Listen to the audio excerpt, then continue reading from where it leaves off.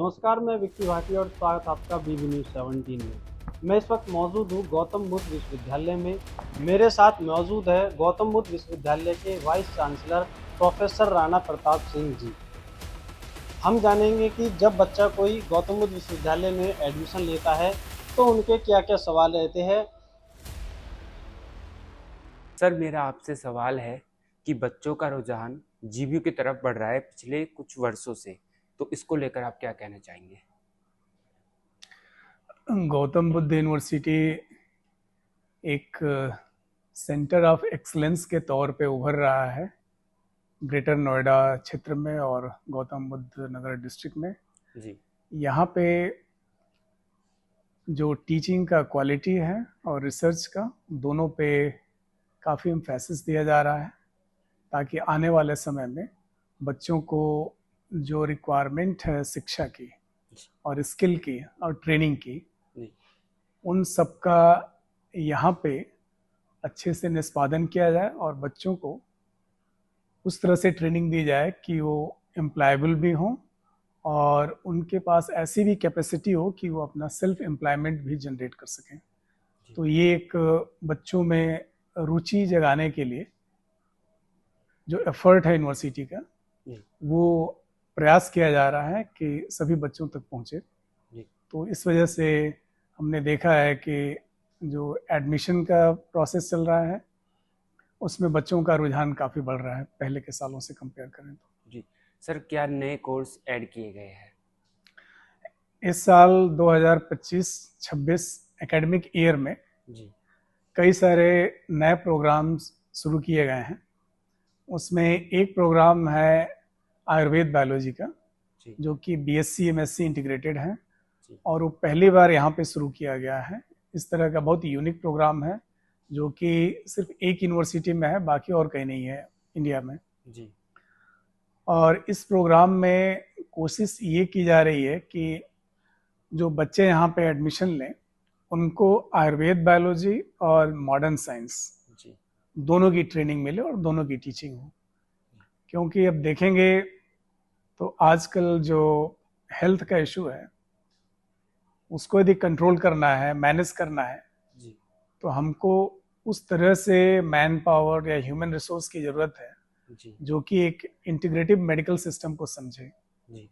मतलब कि जो हमारा कंटेम्प्रेरी मेडिकल सिस्टम चल रहा है या हॉस्पिटल जो है जिसमें कि इलाज होता है वो, और साथ में जो आयुर्वेदा से रिलेटेड हमारे कॉन्सेप्ट्स हैं या आयुर्वेदा की जो चिकित्सा पद्धति है उस पर भी रिसर्च हो, उसको भी समझें। तो दोनों का जो बेस्ट है उसको लेके यदि हम आगे बढ़ते हैं तो ये मैन पावर जो भी यहाँ पे ट्रेंड होंगे in terms of bachelor degree, master degree या आगे फिर पीएचडी प्रोग्राम भी शुरू होगा, तो उनका जो ज्ञान और रिसर्च के क्षेत्र में जो नॉलेज होगा वो दोनों विधाओं में होगा, तो उसका लाभ हम सबको मिलेगा।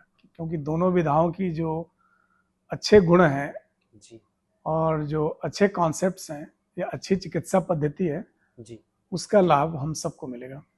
जी सर, ग्रामीण और वंचित छात्रों के लिए आपकी क्या योजनाएं रहेगी?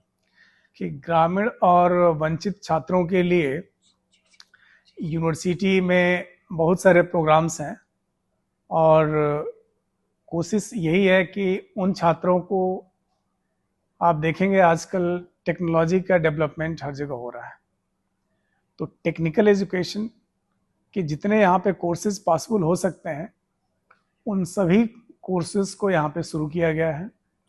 और छोटी छोटी टेक्नोलॉजी से लेके चाहे डेटा साइंस हो, मशीन लर्निंग हो, आर्टिफिशियल इंटेलिजेंस हो, इवन कॉग्निटिव कंप्यूटिंग हो, तो इस तरह के जितनी भी टेक्नोलॉजी आजकल कंप्यूटर साइंस के फील्ड में आ रही हैं उन सबको यहाँ पे ऑलरेडी इंक्लूड किया जा चुका है और इस पे एम्फेसिस दिया जा रहा है कि अधिक से अधिक बच्चे आएँ और इन टेक्नोलॉजी का उनका एक्सपोजर भी हो और उसमें पढ़ाई भी करें, डिग्री भी लें और साथ में उनकी एम्प्लॉयबिलिटी भी बढ़े और इन सभी एरियाज़ में वो कंट्रीब्यूट भी कर पाएँ।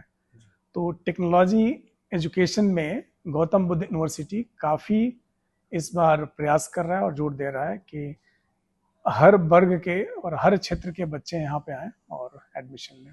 सर, पिछले वर्ष की भांति जनसंचार एवं मीडिया अध्ययन विभाग में अच्छे बदलाव देखने को मिले हैं और छात्रों की संख्या भी बढ़ी है, तो भविष्य में क्या नए बदलाव देखने को मिलेंगे? भविष्य में हमारा ये प्रयास है कि इस डिपार्टमेंट को जितना यूनिवर्सिटी की तरफ से सहयोग किया जा सकता है वो किया जाए, और इसी दिशा में यूनिवर्सिटी ने अभी एक प्रपोजल तैयार किया है जिसमें कि state of the art studio के लिए हम आगे बढ़ रहे हैं। तो अभी आने वाले कुछ महीनों में जो भी उससे रिलेटेड इक्विपमेंट्स हैं या सॉफ्टवेयर्स हैं या एडिटिंग के सॉफ्टवेयर्स हैं, वो सब कुछ ही महीनों में डिपार्टमेंट को उपलब्ध हो जाएंगे, और जो भी बच्चे वहाँ एडमिशन ले रहे हैं जनसंचार जो विभाग है या जर्नलिज्म का या मास कम्युनिकेशन का, तो वहाँ पे उन सबको सब सुविधाएं मिलेंगी और उस तरह की ट्रेनिंग भी मिलेगी और टीचिंग भी होगा। तो आने वाले दिनों में आप देखेंगे कि जो मास मीडिया या मास कम्युनिकेशन जो इसमें पढ़ाई का एक इंक्लिनेशन है ना, डायरेक्शन है, वो बहुत टेक्नोलॉजी डिपेंडेंट होता जा रहा है।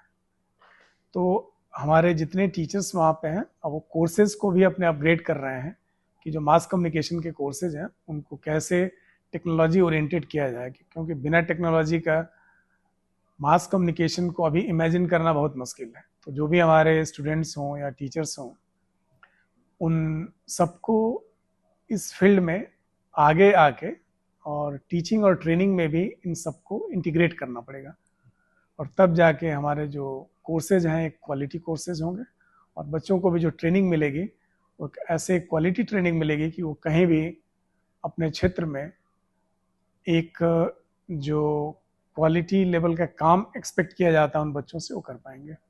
सर, प्लेसमेंट और स्कॉलरशिप को लेकर क्या चीज़ है? प्लेसमेंट के लिए गौतम बुद्ध यूनिवर्सिटी में ऑलरेडी एक प्लेसमेंट सेल है, और वहाँ पे हमारे एक डायरेक्टर भी हैं, उनके साथ स्टाफ भी हैं, और ऑलरेडी उनके पूरे ऑफिसेज और कई सारे इस तरह से क्लासरूम्स भी दिए गए हैं जहाँ पे कि प्लेसमेंट सेल बच्चों की काउंसलिंग करता है, उनसे रिलेटेड जो भी स्मॉल जो गाइड या काउंसलिंग या कोर्सेज जो भी होते हैं वहाँ पे बच्चों को बुला के और उनको एक्सपोजर दिया जाता है। और साथ में गौतम बुद्ध यूनिवर्सिटी ने कई सारे इंडस्ट्रीज़ के साथ टाई अप किया हुआ है, तो इंडस्ट्री एक्सपर्ट्स को भी बुलाया जाता है और वहाँ पे बच्चों को उनके साथ इंटरेक्ट कराया जाता है, ग्रुप डिस्कशन होते हैं। इस तरह से हम बच्चों को ओरिएंट करते हैं कि इंडस्ट्री का रिक्वायरमेंट क्या है, तो साथ में जो बच्चे पढ़ाई कर रहे हैं क्लासेस में उसके साथ साथ वो चीज़ें भी सीखें जो कि इंडस्ट्री की ज़रूरत है। तो जो एक गैप होता है ना, स्किल गैप, तो जो हमारा प्लेसमेंट सेल है या कॉर्पोरेट प्लेसमेंट में सेल है वो उस गैप को फिल करने की भी कोशिश करता है और बच्चों को प्लेसमेंट भी कराता है। जी सर, भविष्य में छात्रों के लिए क्या नए बदलाव देखने को मिलेंगे? भविष्य में गौतम बुद्ध यूनिवर्सिटी का जो उद्देश्य है, जो भी बच्चे यहाँ पे एडमिशन ले रहे हैं उनको एक उच्च स्तर की जो शिक्षा होती है वो प्रदान की जाए, और उस शिक्षा के साथ उनको स्किल की भी ट्रेनिंग दी जाए, और एक अप्रेंटिसशिप प्रोग्राम होता है वो भी होना चाहिए। तो जितना भी प्रैक्टिकल एक्सपोजर हो सकता है किसी भी कोर्स में, सिर्फ थियरी नहीं, थियरी के साथ साथ प्रैक्टिकल हो, स्किल हो, अप्रेंटिसशिप हो, फील्ड वर्क हो, तो जितने इस तरह के अपॉर्चुनिटीज़ हैं उन सबको इंटीग्रेट किया जा रहा है ताकि बच्चों को एक होलिस्टिक एजुकेशन का जो कॉन्सेप्ट होता है उस तरह से उनको यहाँ पे ट्रेन किया जाए और डिग्री मिले, ताकि यहाँ से निकलने के बाद कैंपस से डिग्री के साथ जब हो जाएं, किसी भी एम्प्लॉयर के पास जाएं तो उसको कोई हेजिटेशन ना हो कि बच्चे में कोई स्किल की कमी हो कहीं भी। तो इसका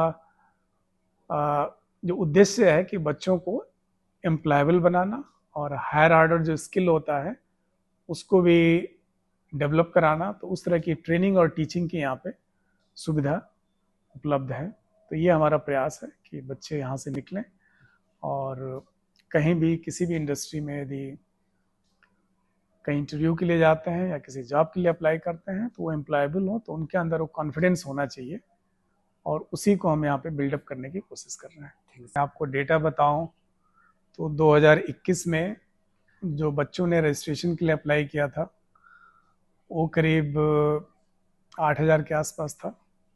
2022 में देखेंगे तो करीब करीब 8,500 के आसपास था। 2023 में देखेंगे तो 9,000 से थोड़ा ज़्यादा था, और 2024 में देखेंगे तो करीब करीब 11,000 के आसपास था। और हम अभी आपको आज का डेटा बताएं, करंट में आज कितने बच्चों ने रजिस्ट्रेशन किया है, तो 12,000 से ऊपर रजिस्ट्रेशन हो चुका है अभी। तो अभी आने वाले 2 महीनों में ये नंबर कम से कम 20,000 या उससे ऊपर जाने वाला है।